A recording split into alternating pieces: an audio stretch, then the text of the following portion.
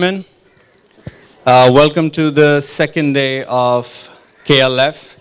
Oh, actually, third day of KLF. We're going to begin our morning session, which is The Political Imagination by Nayantara Sahgal, and Out of Line, a literary and political biography of Nayantara Sahgal by Ritu Menon. To moderate the session, we have our renowned professor, Dr. Aamer Hussein, who was born in Karachi and has written extensively short stories and fiction.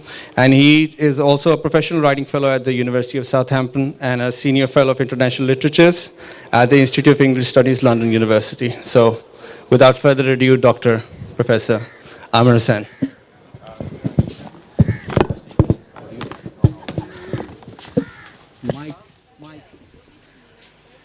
Mike? I think they're not on. Now? Okay. It's resounding a bit. Well, it's my very great pleasure to be here on this sunny Karachi morning with Nayantara Sahgal and Ritu Menon. I think you've had the fortune of hearing Nayantara speak to you for the last 2 days, and she needs little introduction. She's just quite simply one of our leading writers of the subcontinent, with a career that amazingly covers, I can't even begin to count. She's in that time produced short and long fiction. She's done political biographies and analysis. She's done journalism. She's covered every aspect of life in India, and I think in parallel to that, her work has resonance for the entire subcontinent and for the world. She's also one of the leading voices in English from the subcontinent, and I hope to be able to talk about this a little bit. In the Western world, she's been able to explain aspects of Indian life to readers outside India for many, many years, and was one of the first of us to have an international reputation. Ritu Menon, too, needs little introduction. She's a pioneering feminist critic, a publisher, one of the pioneers of women's publishing in India, has worked in many languages, and is a frequent visitor as well to Pakistan.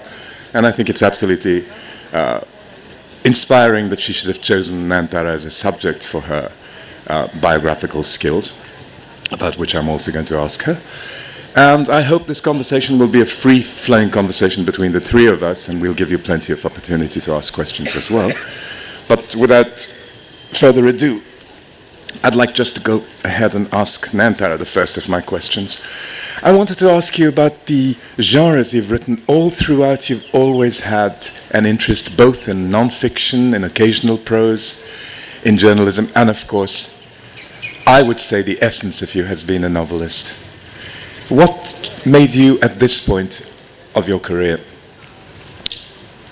choose to put together these essays, and how did you select the essays that went into this book? You mean the essays in The Political Imagination? The book that we're launching today, The Political Imagination. Yes, well, actually, I have been writing what I would call political fiction, which means novels with a political background or based on a political event. And all of this happened because I belong to a political family, and a family which was deeply involved in the struggle for freedom. So all around me were the sights and sounds and folklore even of the struggle for freedom. And that background became my natural material for fiction, so that my fiction as well as my non-fiction has been political, because I had for many years been writing political commentary for one of our major newspapers. And it seemed to me that this word political needed to be sort of collected in one cover with various recent talks and writings of mine. And so I had the idea that they should be collected under one cover and called The Political Imagination, which would perhaps illustrate my approach to writing and the kind of fiction and non-fiction that I've written. How did it feel to look back at those many years of writing and how your opinions might have changed or transformed or grown over those years? My opinions? Yeah, your opinions, your views of the world, because it covers quite a long span of time. And it also covers both literature and politics. So. I don't know how to answer that quite. I have had a singularly unchanging approach, if I may call it that, to in the sense that I've had certain core values, foundational values, which my writing has represented through the years. And basically, I would say that those values are based on an idea of India, on its cultural diversity, on its religious diversity, on its secularism. And these are the values which have really been the foundation of my fiction and have been my own beliefs. Whatever else has changed, these have not changed. So in a sense, those essays have run parallel to your entire writing life as a novelist. So I'll now turn to Ritu and ask her, how did you choose Nayantara as a subject? And if you just answer that first.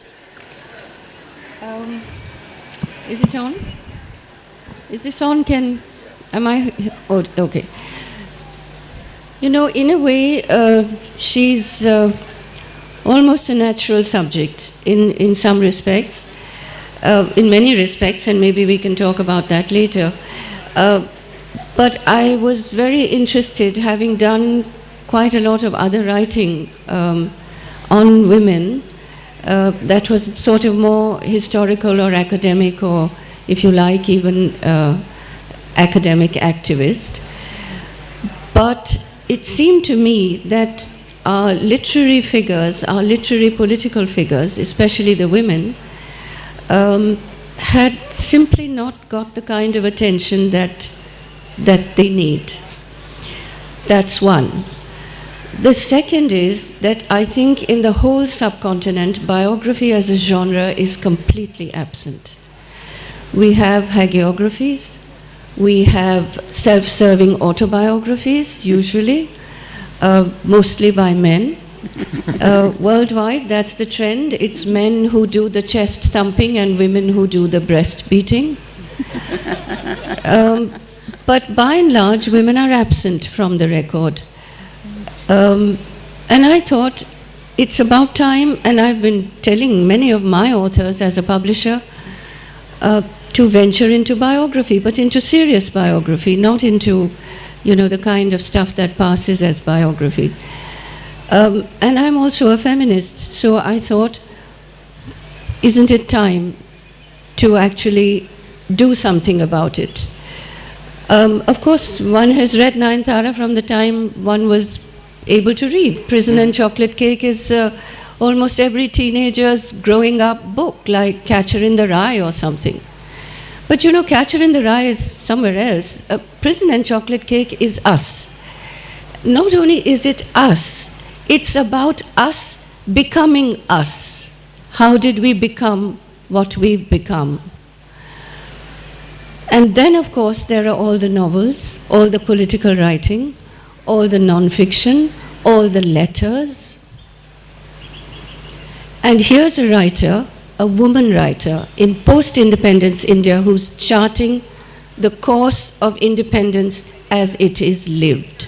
In other words, as the country is defining itself, she is following that definition and that evolution through the fiction, through all the writing. So I thought, and this is what I said to her, and I'll describe to you I'll tell you about the process.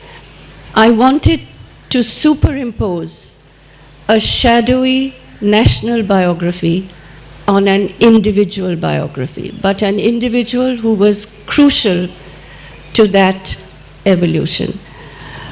So when I asked Nayantara, when I said to her, please write your autobiography, and she said, I I'm was not wondering interested. about that, yes. I'm going to ask you She about said, that later. why would anyone want to read it? So I said, well, and I tried to explain this to her, and she said, no, if I have to write, I'm going to write fiction. So then I said, what about if someone wrote a biography? She said, why would anyone want to? Many women say that. They really discount their lives. They think they're not worth writing about, not worth reading about, not worth talking about. That's been my experience as a publisher. And who would write it? So I said, well, maybe I can try. So I remember this afternoon or evening in Dehradun, she gave me a very strange look and she said, send me a concept note. So I did. And that's how it began. But it was absolutely fascinating to see this subject, to situate the biography in a political and a literary context. In a political context which was finding its definition. There are very, very few writers that I know of in India, and certainly none in English, whose sustained and consistent subject matter has been the country. Nayantara says her values were the idea of India, but actually the main character in her novels is India. That seemed to me to be a real challenge for a biography. Would it be possible for me to put these two things together, the writer and the country? And I think she's one of the few subjects, the few biographical subjects with whom this was possible. For the simple reason that she's explained, that she was at the ringside, at the very heart of that happening. Well, there seems to be not quite a dichotomy, but a split between this person who has, through her life and her career, become a role model for us, and the person who thought that her life was not material for an autobiography or a memoir, and who was curious about why you should want to write it. So at this point, I'd like to ask you, Nayantara. Yesterday you mentioned very eloquently one role model in the Indian tradition, and that was Sita. I think that during these many years we've had a chance to see these models shifting and changing, but we still have somewhere in the collective consciousness the model of the woman who sacrifices herself. Another name that comes to mind is Savitri.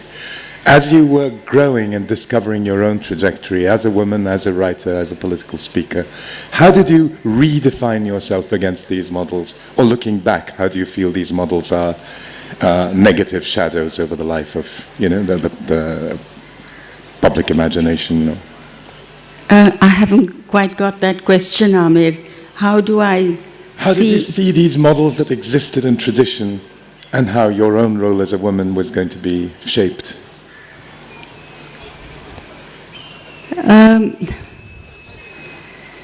Look, in my family, it is the men who were the feminists. The women were shy, self-effacing. They did not have the confidence in themselves to come forward. In my family's case, it was my father and my uncle, both of whom had marched in suffragette processions when they were students in England, who pushed my mother forward. She kept saying, "Mujhse nahi ye hoga." And they said, "You can do it, take this on and be confident that you'll be able to do it." So when Ritu asked me about writing about me, and of course I said, who am I, for you to write about? So I have never thought of myself as any kind of role model. I'm what you might call a conventional woman who was forced to become radical by the circumstances of her life, by the fact that I married into a conservative Punjabi family after being in a very liberated, brought up in a very liberated family where women were considered the equals of men. And that was a role I couldn't fit into then in marriage, and ultimately, very ultimately, after a long marriage, which was very happy in some ways but distressing in others, I gave up and there was a divorce. So I'm no kind of a role model. I'm a person who has, and I think that's true of many women, been driven into becoming more radical than they would otherwise have been. I don't know if that answers your question, Aamer. It answers and it also leads to other questions, so let me just add a couple of things to those. Did you yourself have any models, male, female, literary, political, that were particular guiding lights for you? I'd like you to speak a little bit about those. Do I have any? Yes, did you? And no, I have to say that my role model in life, in politics and in literature has been my uncle, a man, Jawaharlal Nehru, whom I would call an extremely liberated man, a man ahead of his times, and one who has, in a way, appeared in everything I have written. When Ritu said my main character is India, that is true. But that main character, which is India, is Nehru's India. It is his idea of India. It is his values that have come through in my life and my fiction, and whatever I am and anything I have accomplished, I owe to him.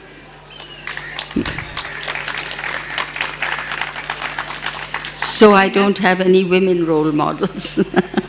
Well, you're certainly a role model for us. Well, could you talk a bit about that? How did you feel after this process of working with Nayantara on the biography, or spending time with the various aspects of her life and career that you had to study? How did her image for you change, both as a woman and as a writer, as a public and a private figure?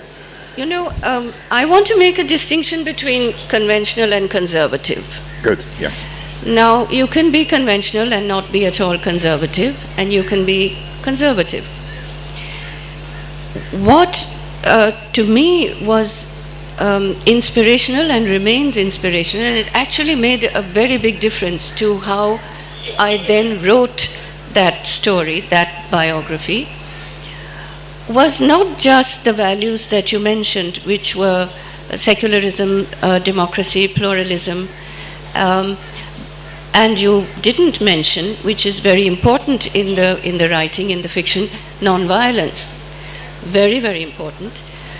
A very strong subtext is feminism, which, mind you, many, many women who live feminist lives hesitate to use the word. What struck me throughout, whether it was the fiction or the life she led, the choices she made, personal, political, literary, and other, is integrity. There are very, very few subjects and very, very few people in whom this consistent integrity remains unshaken. I really do think that that is material for a role model. And I do think that that's possibly also something that you might have imbibed from Nehru, or you might have seen all around you in your life as you were growing and as you evolved. But it's very easy for us to actually dilute integrity. Many of us do it all the time, and many of us rationalize it and make allowances for ourselves. I've never seen you do that. I mean, in the years that I've been working on this, which is 5 or 7, and before that, in sort of occasional but not superficial encounters, I haven't actually seen you falter in that respect. Maybe I'm biased. I don't think so, because, over a long period of time, chinks in the armor begin to show. And it's very difficult to conceal them. And rationalizations and dissembling also begin to show. But I haven't seen that. And I think that makes for a role model. Yeah, absolutely. I'd quite agree, because I think the first time I ever was at a conference with Nayantara Sahgal was 25 years ago, and I've always watched her work with quiet ferocity, is what I'd call it, to defend those values that she holds dear to herself, and also to protect the rights of other writers around her, wherever they might be from. I think we've been in fairly international gatherings over these years, with people from China and from Indonesia and Italy and so on and so forth, from Hong Kong through Italy. But I'd like to come right back to the beginning of your writing life and ask you what you remember of those times and how you chose to begin to write. Because we hear a lot of stories, particularly about women writers who wrote because they were forced by their husbands to, while they were sitting quietly in a little room, and the husbands were taking all the benefit and so on. With your career, it was very different. I think you seem to have chosen to write very spontaneously. It seems to have come to you almost like breathing. But what can you remember about that first urge to write? The literary imagination as not opposed to, but as an echo of the political imagination. My first book was, first of all, I've never thought of myself as a writer. I think because the word has come to mean something very self-important, and I've never been able to think of myself like that. I've always thought of myself as a woman who writes. And the first book I wrote was written really for friends and family. I never ever thought of publishing it. I wrote this book, Prison and Chocolate Cake, which was an account of my growing up during the national movement, the struggle for freedom, in a family that was fully involved in the fight. And I meant it to be something private and personal, but as a record of what had happened, because in time to come, memory fades, people forget about it, and future generations might never know. Certainly not my personal account of it. So I wrote it not with a great urge as a writer, but that I had something very precious as an experience, which I wanted to put down on paper and keep it for my future children and for my friends and my family. My mother, who was at that time leading Indian delegations to the United Nations, she said, let me take this manuscript of yours to New York and have somebody look at it and see if it's worth publishing.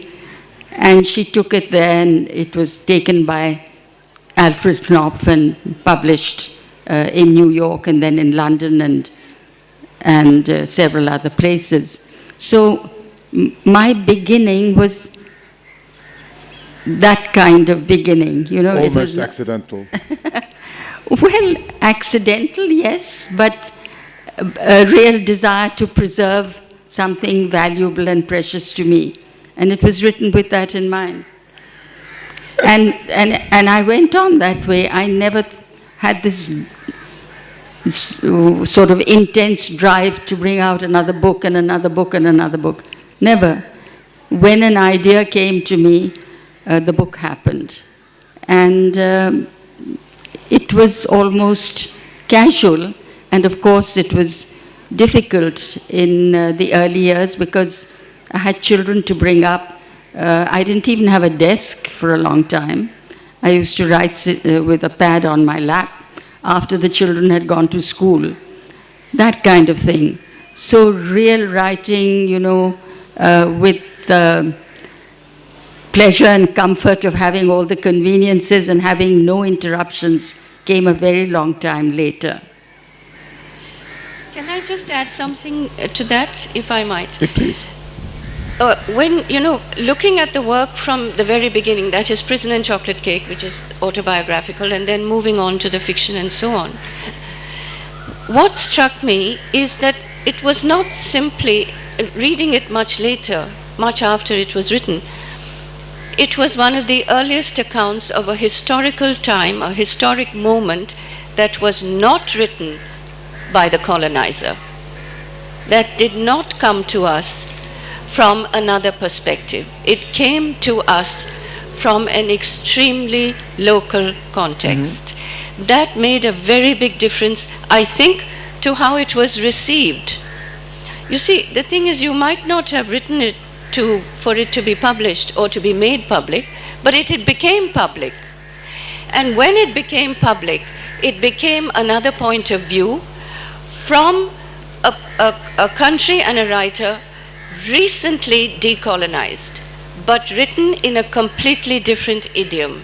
So I think as a historic event, it was very important. It was masquerading as autobiography, but actually it was another history. Absolutely. It's a personal account of something that stands in for the collective experience. But Ritu, I'll turn to you here and ask how the various sorts of texts written by Nayantara Sahgal you've studied have influenced your biography. And it's called, of course, a political and a literary biography. And in particular, I'd like to know how your readings of the novels have affected or influenced your readings of the life. You know, one of the challenges of working on a biography of Nayantara is, she's written everything herself. So what is there for me to write? I mean, she's written her politics, she's written her autobiography, she's published the letters. It's one of the most written about families in the country. And there is a huge archive. There's a huge archive. So it's not as though I'm lacking for material. But that itself became a very difficult thing to deal with, because what more could I say about this person? So I think quite early on, after I'd read everything that she'd written and begun to do the research and begun to look at the archive and look at all her personal papers and documents and letters and so on, it seemed to me that I had to do something that would bring together these three strands: the personal, the political, and the literary. I mean, as I said, I'm a feminist, so I can't separate the personal from the political, and I couldn't in her case. Sound. Is it gone off?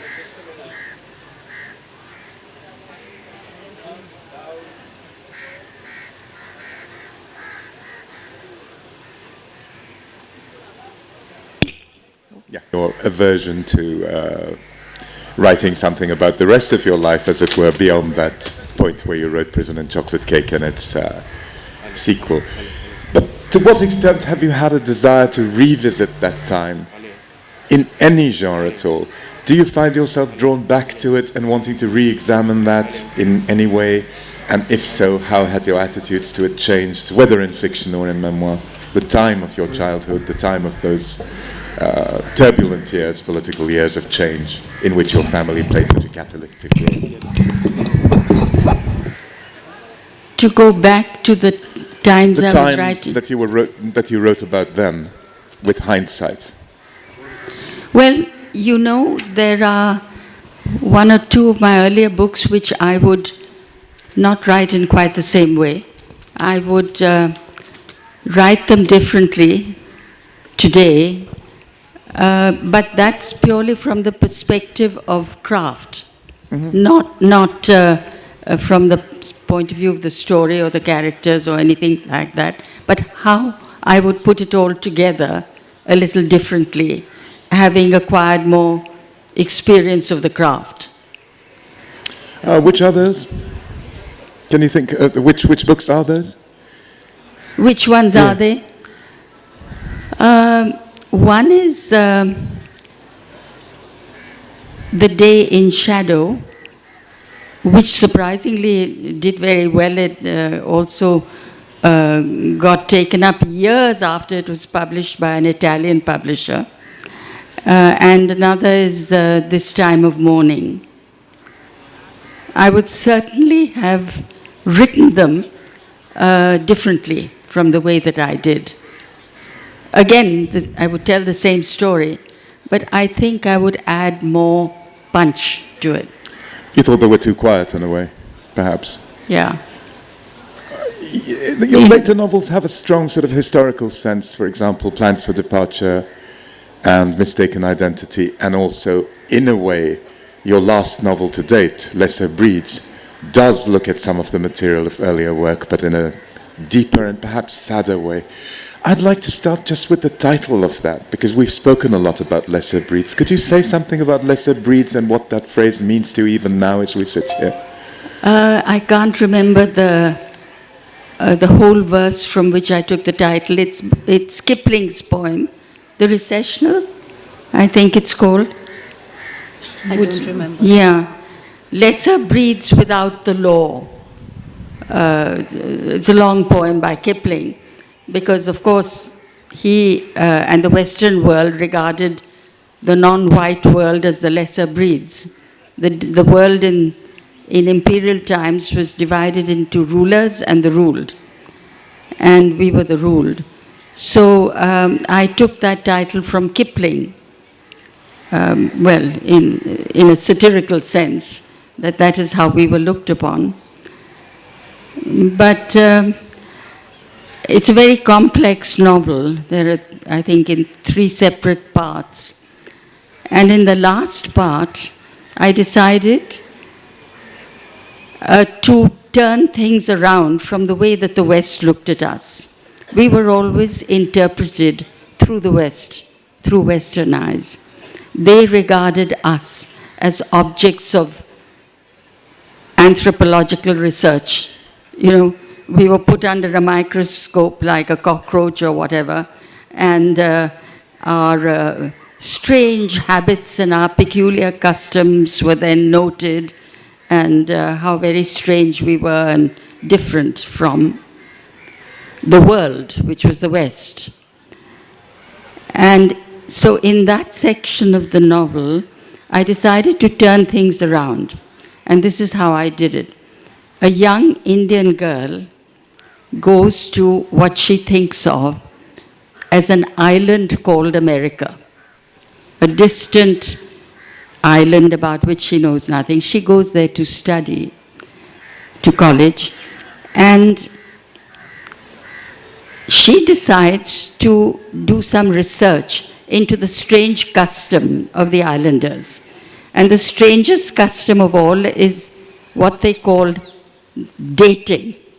Every Saturday night, they have to date, otherwise they are considered, unpopular, and they have to be in the library studying instead of being out and about with their boyfriends, dancing the night away or going to a play or whatever.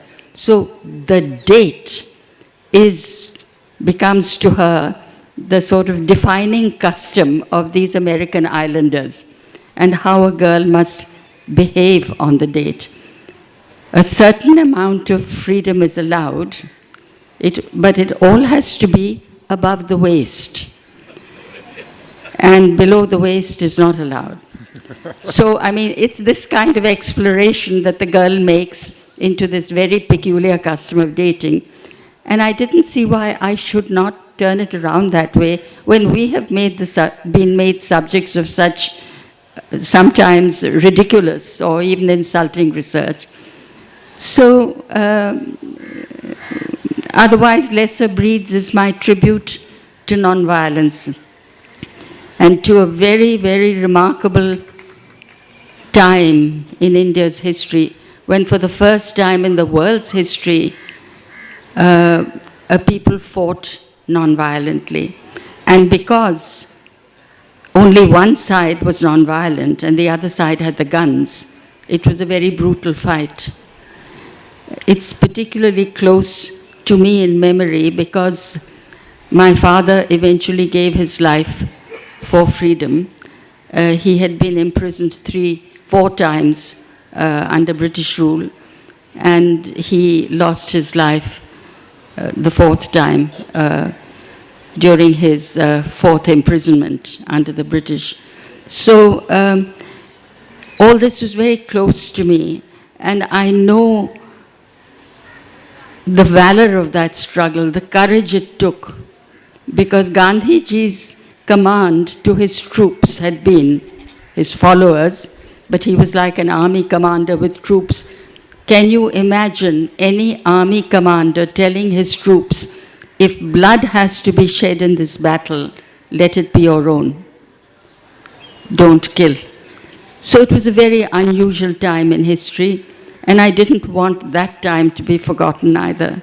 So Lesser Breeds is a tribute to that extraordinary period when India took up a huge fight to unseat the British Empire by Indians laying their lives on the line without any weapons in their hands. Thank you. Ritu, at this point I wanted to ask you where you place Nayantara's literary fiction in the Indian canon, in the feminist canon, in the world canon. You can approach this from whichever angle you like. I think I'm very happy to hear. I think Nayantara didn't mention her very first novel, which is called A Time to Be Happy, written immediately after independence. And in my view, it's the first postmodern novel in Indian English, at any rate. I want to make a distinction here when you ask that question between what used to be called Indo-Anglian, which was perhaps the greater part of the writing done in contemporary English writing in the subcontinent, and the break that I think she made, and I say this now having sort of thought about how to approach her literary canon, literary work, she, just as she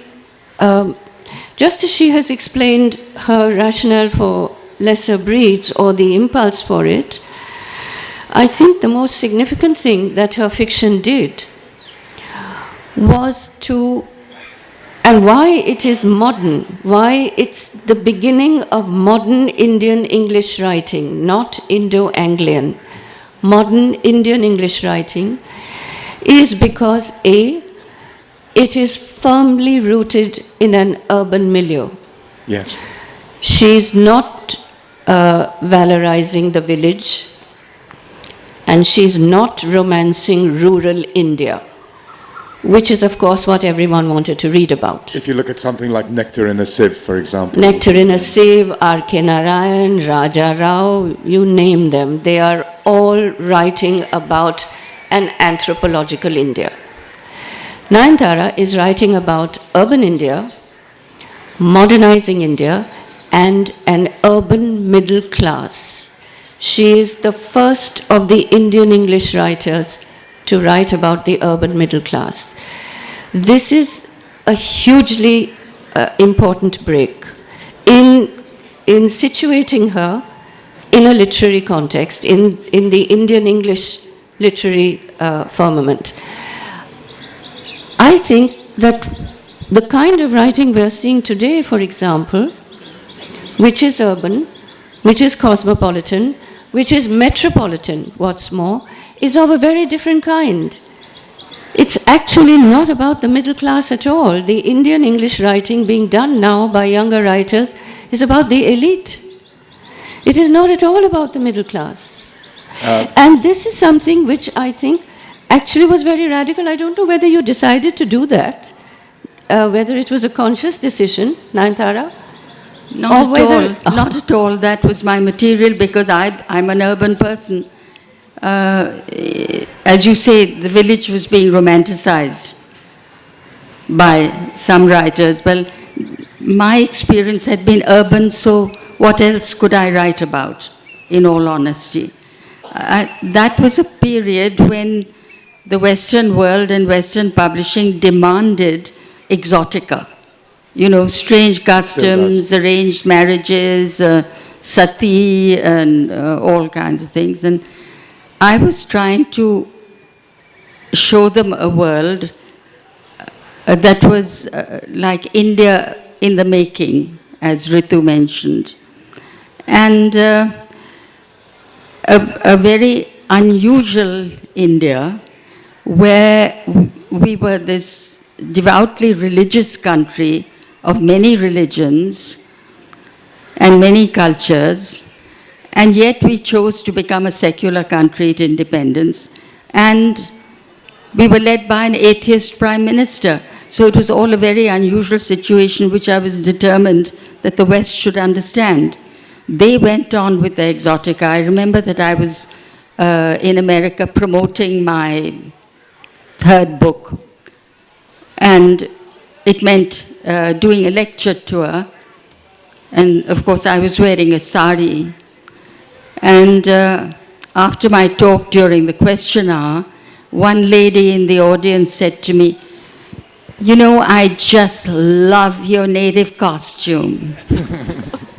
Could you show us how to put it on?"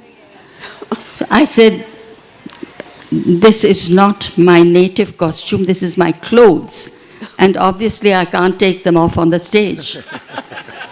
You know, this is the kind of nonsense that was talked at the time, in all seriousness. At this point, I think we could open it up to the floor. I can see people are responding with great alacrity to some of the stories we've heard and some of the comments that have been made. So are there any questions? Yes, please. I'm Anand, Satyapal Anand from Washington, D.C. I have an observation and a question for Nayantara ji. Indian literature had its humble beginnings in the first part of the 19th century with Toro Dutt and others coming on the scene, and was distinctly different from what is called Anglo-Indian fiction of E.M. Forster or poetry by Kipling, A Passage to India and Ganga Din. And we find that in the beginning, you have been on the scene for more than half a century, that in the beginning we have stalwarts like you mentioned, Ritu ji mentioned 2 or 3 names. My own Chacha Mulk, which she probably forgot, Mulk Rajanand. Well, you were there all along. A little bit of you touching them backwards and a little bit of you touching the present stalwarts like Vikram Seth in England himself. Now, my part is very simple, and I need your observation on that, not an answer. At one time, we called it Indo-Anglian fiction, as I said, as distinct from Anglo-Indian fiction. Then came a time that some people in the region called it Indish, Indian English literature, as distinct from the Victorian kind of literature that had been produced earlier in terms of stylistics. And now, ma'am, if you go to London, you'll find that there is a mushrooming force of something like 20 to 50 youngsters of Pakistani and Indian origin born there who are writing poetry, who are writing fiction, short stories. Not that many novels have come forth, and they are after you. They have come after you. And it's a continuity. Where do you, ma'am, stand in this continuity for the historian of literature in India? Where do I stand? Where do you stand in this continuity, this stream of literature from Toro Dutt to these youngsters in London, for example?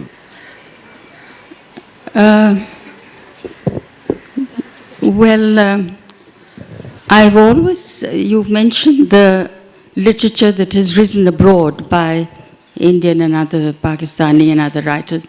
I have always considered diasporic writing as a genre which is apart from homegrown writing. The two cannot substitute for each other. Each is important, each is valuable, but each is very different from the other. I belong in the homegrown category. I have never left home. I have stayed put because I think that if you belong to a developing society like I do, a society in need of change, if you want to bring about change, you have to stay put. And the first way of bringing about change is to put it into words.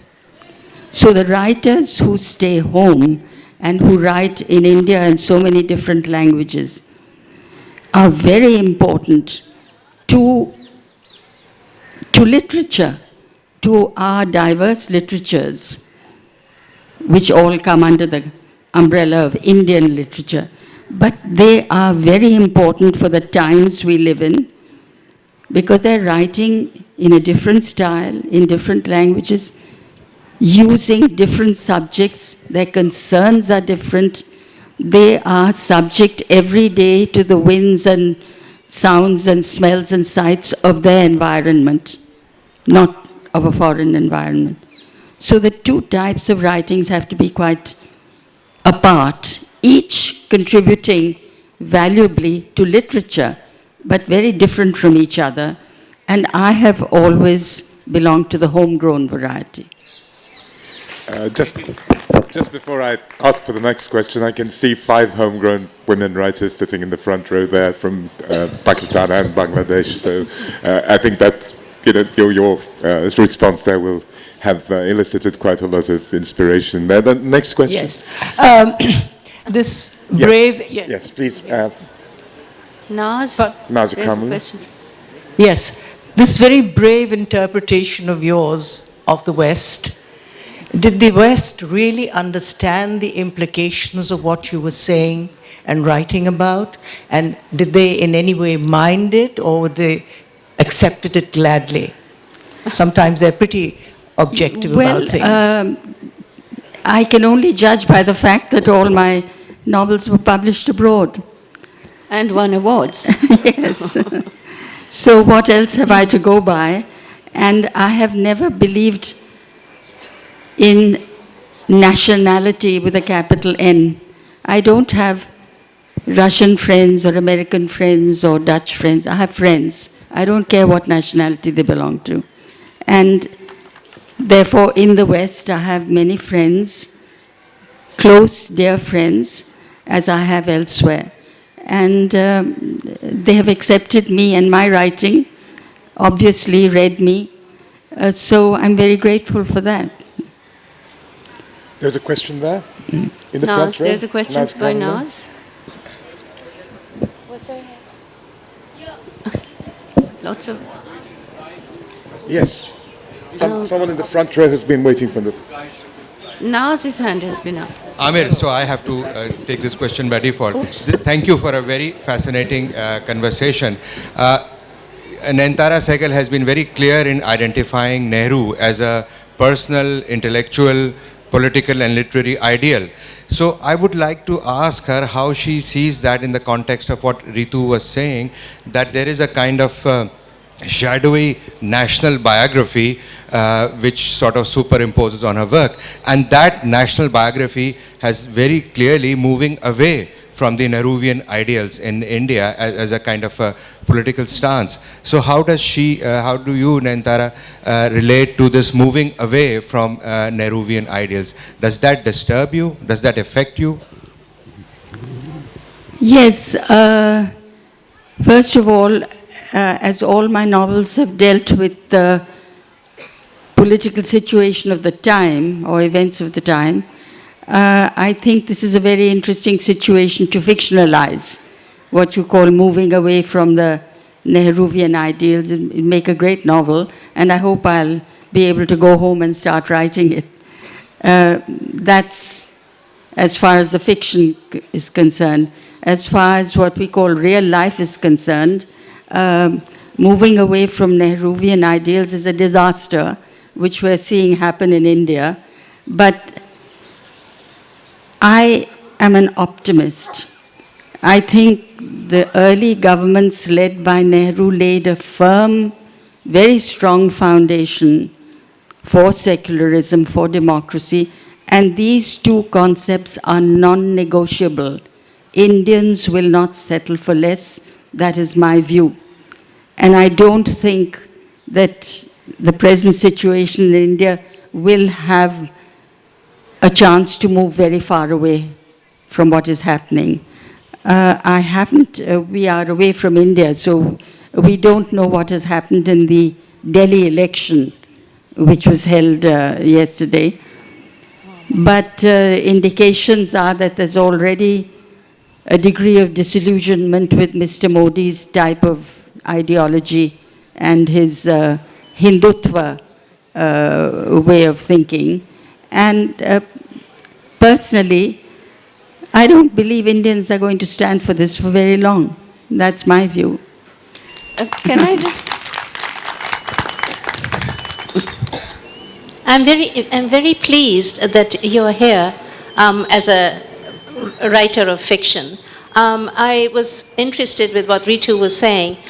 As a person who was living abroad most of her life, I found Shashi Deshpande a great discovery for me, because she wrote about an India that I kind of could identify with, didn't know about, but I thought she must be translated. And I was fascinated to find that she actually wrote in English. That's right. And I have therefore looked for her books all the time.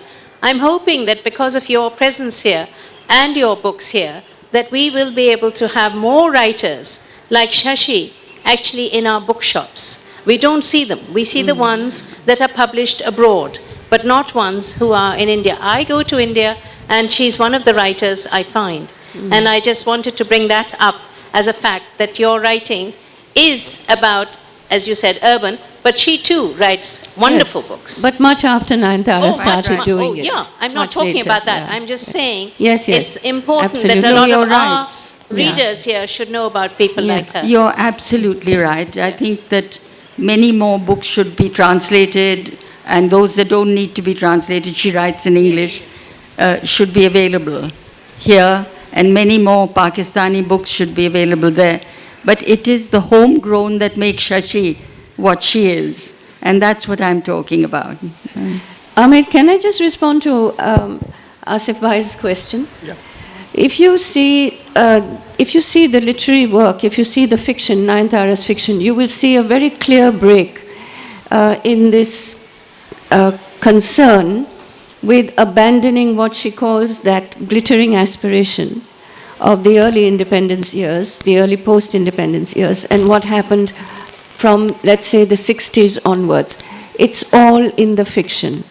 There is a way in which it follows this decline and this erosion.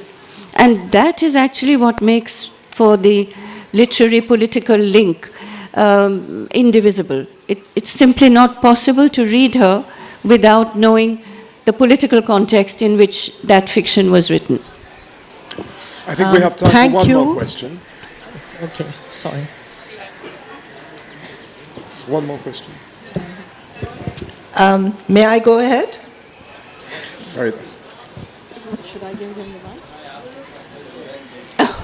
mic? Thank you. Aamer, first of all, excellent moderation. I think you were able to introduce us to, at least me, to two ladies here and Nayantara. Women. And thank you. And I'm not much of a fiction writer, but I intend to become one now.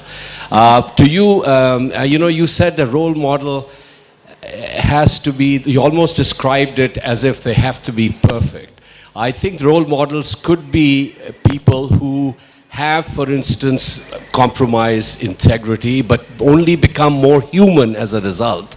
And they can still be role models because they're struggling to live up to something while being human all the time. So would you say that Nayantara could be, as you did the biography throughout, that there were no instances where she found that a challenging aspect and somehow didn't live up to what you thought was this perfect idea of integrity? One can disagree with many things. One can disagree with certain choices or decisions that are made. I wasn't talking about that, and I certainly wasn't suggesting that she's perfect. That's not what I meant by a role model. What I meant was, I suppose I could summarize in the word I used, which is integrity. There is a very big difference between, I don't know whether, maybe I can say it because, I've never known Nayantara to shy away from anything. I think personally she compromised a great deal in her marriage. Most women do. we all know, everybody knows, that marriage is an institution for men. It is not an institution for women. Most women compromise in their marriages. That's what she did. It did not make a dent on her integrity. There are two very different things. I just wanted to add to that it's precisely because she was intent on preserving that marriage that I decided that I would begin the biography with her marriage. Marriage is a watershed event in every woman's life. There's no way that you can separate that from what she writes. I will defy anybody to separate a woman's text from her lived life.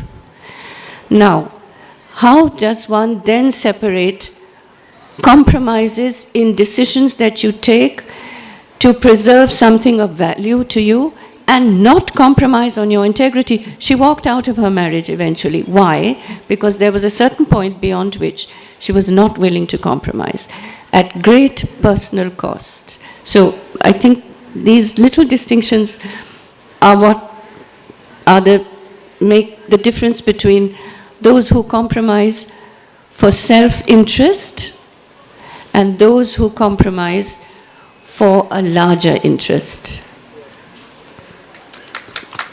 We have one more question and strictly only one more, I'm afraid. Feryal. Yeah, Feryal. Okay. Oops. Somebody's been... No, she's been waiting a No, very we long have to time. take Feryal's question as well. She's been waiting since... I know, we'll come back. Ma'am? Oh, no, you can see. No, there's somebody else, I think, before me. There's somebody else who wanted to ask a question. Okay. Because this was very profound, Ritu, and it almost had me in tears, and you know why. Our lives as women and as feminists are obviously political, the personal being the political. But because I don't want to start the rest of the day in tears, I just wanted to ask Nayantara ji, why is it that the colonial process of viewing us still as objects, bacteria in a petri dish, so to speak, continues without a mirror where we have not expressed an interest? I mean, there are many cultural anthropologists who are schooled in the subcontinent, but who never look at the West for literally into their underwear. And I'm saying this because it comes from yesterday. We had an experience with a wonderful German anthropologist who actually dwells to some extent, and I'm not going to be reductive about his work, on the Azarband, which is the nala, you know, jisse aap shalwar bandhte hain, the drawstring, and you know what it meant, what it had to do with sexuality, what it had to do with covering of the genitalia. And I was wondering, I mean, are they daft, or are we just not interested in them and they're not interesting enough to us? So why is it that there hasn't been a mirror in terms of us looking back at the colonial who has looked at us for all these years and created images of us which are not necessarily us? Well, that's exactly what I've done, is look at them through our eyes, my eyes, but which would be the eyes of the other, as it were, which is how they treated us. That's precisely what I've done in my novels, but more specifically in the last one, Lesser Breeds, as I was describing. And yes, you ask me, are they daft? And I say, yes, they are. We've been given time for one more question from Ishwat Lindblad. Thank you. I just want to thank you, first of all, for an extremely inspiring session. And I'd like to go back to what you said about homegrown literature, because it seems to me that we are very much focused on the English language. And so I wonder, if you were to place yourself in the context of Indian writing in the other regional languages, how does your own writing stand amongst them? Is it similar to the themes that they are interested in, or is it still very different?